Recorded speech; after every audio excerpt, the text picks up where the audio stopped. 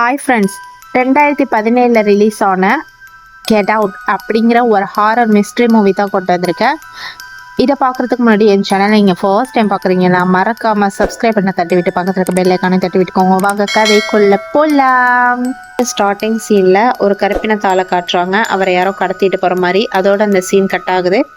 ஹீரோவும் ஹீரோயினும் பேசிக்கிறாங்க. ஹீரோயின் வந்து என் வீட்டுக்கு வா, நான் அழைச்சிட்டு போகிறேன், உன்னை இன்ட்ரடியூஸ் பண்ணி வைக்கிறேன் ஃபேமிலிக்குன்னு. ஹீரோ வந்து கொஞ்சம் தயங்குறாரு.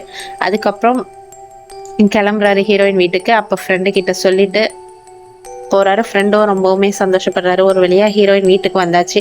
அவங்க கொஞ்சம் தயக்கத்தோட தான் வராரு. ஆனால் அவங்க ஃபேமிலியில யாரும் அந்த அளவுக்கு எதிர்ப்பு தெரிவிக்கல. எல்லாமே நார்மலா பேசிட்டு இருக்காங்க.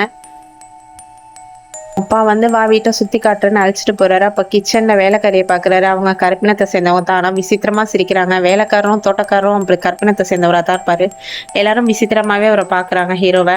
ஸோ அதுக்கப்புறம் எல்லாரும் ஒன்றா உட்காந்து பேசிட்டு இருக்காங்க. ஹீரோயின் அம்மாலாம். நைட் ஆயிடுச்சு. எல்லாரும் சாப்பிட்டுட்டு தூங்க போயிட்டாங்க. தூக்கத்துல திடீர்னு ஹீரோக்கு முழிப்பு வந்துருச்சு. சரி வெளியில போய் காத்து வாங்கலாம் அப்படின்ட்டு வெளியில போறாரு. வெளியில போய் நிக்கிறப்போ திடீர்னு தோட்டக்காரர் வந்து வேகமா ஓடி வர்றாரு. வேகமா ஓடி வந்து டக்குன்னு யூட்டர்ன் எடுத்தோன்னா ஹீரோக்கு பக்குன்னு ஆயிடுச்சு. இந்த பக்கம் திரும்பி பார்த்தாக்கா வேலைக்காரி. டக்குன்னு பயந்துட்டாரு. அப்புறம் உள்ள வர்றப்போ ஹீரோயினோட அம்மாவா உட்காரு பேசலாம் அப்படின்னு கூப்பிட்டு பேசிக்கிட்டே இருக்கிறப்பே டக்குன்னு கப்பன் சாஸ்திர ஸ்பூன்ல பண்ணோன்னா அவருக்கு ஏதோ ஒரு மாதிரி கண்ணீரா வந்து ஏதோ பள்ளத்துல விழுற மாதிரி ஃபீல் ஆகி டக்குன்னு முழிச்சு பார்த்தா எல்லாமே கனவு. ரொம்ப பயந்துட்டாரு. அந்த பக்கம் இந்த பக்கம் பார்த்தா சார்ஜ் பிடிங்கி இருக்கு. சரி சார்ஜ் போட்டு விட்டு நெக்ஸ்ட் டே வந்து வளர்ந்துட்டு இருக்காரு. காட்டில் ஃபோட்டோ எடுத்துட்டு இருக்கப்போ அப்போ வந்து தோட்டக்காரர் வராரு. சாரி, நேற்று வேகமாக ஜாக்கிங் போனதில் உங்ககிட்ட சரியாக பேச முடியல அப்படிங்கிற மாதிரி பேசுறாரு. அப்போ தான் ஹீரோக்கு புரியுது, ஓ அப்போ நம்ம கண்டது கனவு இல்லையா நிஜமா அப்படின்னு ஹீரோயின்ட்ட போய் புலம்புறாருங்கிற மாதிரி ஹீரோயின்ட்ட சொல்றாரு. அதுக்கு ஹீரோயின் வந்து ஒன் டே மட்டும் இருந்துட்டு போகலாம், நெக்ஸ்ட் டே வந்து கெட் டுகெதர் பார்ட்டி இருக்கு, அதை அட்டன் பண்ணிட்டு போகலாங்கிறாரு. ஹீரோ ஓகே சொல்லிட்டாரு. நெக்ஸ்ட் வந்து எல்லாரும் அவங்க வீட்டுக்கு வர்றாங்க. அவங்க ரிலேஷன்லாம் எல்லாமே வெள்ளைக்காரவங்களா தான் இருக்காங்க. ஸோ எல்லாரும் ஹீரோ ஒரு மாதிரியா வித்தியாசமா பார்த்துட்டு இருக்காங்க தொட்டு தொட்டு. ஸோ ஹீரோ அதையும் நோட் பண்ணிக்கிறாரு. எல்லாத்தையும் ஃபோட்டோ எடுத்துட்டு இருக்கப்போ அப்போ ஒரு கருப்பினத்தாளை வந்து ஹீரோ பார்க்குறாரு. இவரை வந்து எங்கேயோ பார்த்த மாதிரி ஹீரோக்கு தோணுது, ஆனால் தெரியல டக்குன்னு.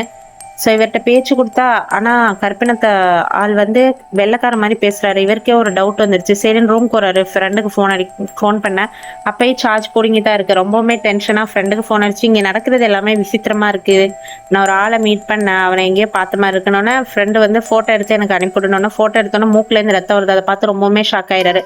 இவர் வந்து ரொம்ப சண்டை போடுற மாதிரி வராரு.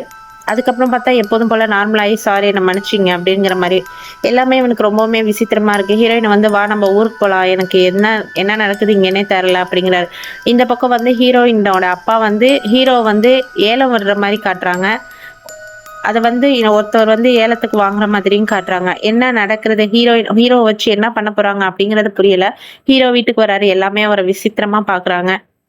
அதுக்கப்புறம் ஃப்ரெண்டுக்கு ஃபோன் அடிக்கிறாரு. ஃப்ரெண்டு சொல்றாரு, நான் அவனை பார்த்துருக்கேன், இந்த கருப்பினத்தாள் காணாம போறாங்க, அதுல இவனும் ஒருத்தன் அப்படிங்கிற மாதிரி சொன்னாலும் ரொம்பவுமே ஷாக் ஆகி சரிவா நம்ம உடனே ஊருக்கு கிளம்பலாம் அப்படிங்கிற மாதிரி ஹீரோ சொல்றாரு. அதுக்கப்புறம் ஒரு பாக்ஸ்குள்ள பார்த்தா ஹீரோயின் வந்து நிறைய கருப்பினத்தாள் கூட போட்டோ எடுத்த மாதிரி பார்த்து ஷாக் ஆகி டக்குன்னு சாத்துறான். டக்குன்னு ஹீரோயின் அந்த பக்கம் நிற்கிறான்.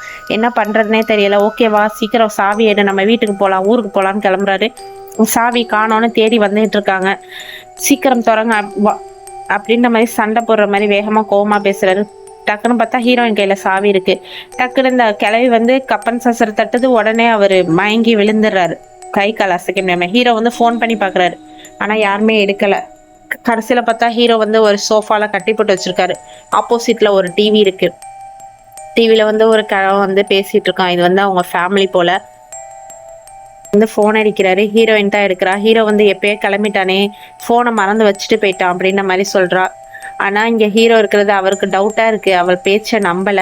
ஸோ அதோட அந்த சீன் கட் ஆகுது. இங்க வந்து சொல்லி காட்டணும் அந்த கிழமை என்னன்னா, ஹீரோயினோட அப்பா வந்து நியூரோ சர்ஜன். இந்த மாதிரி மற்றவங்க மூளையை எடுத்து அவங்க ஃபேமிலியில் உள்ளவங்களுக்கு வைக்கிறது தான். ஹீரோயினோட தம்பி வந்து இவன் மயக்க நிலையில இருக்கான்னு இவனை தூக்கிட்டு போறதுக்காக வந்திருக்கானா. ஹீரோ டக்குன்னு அவனை அடிச்சு போட்டு கொண்டுட்டான்.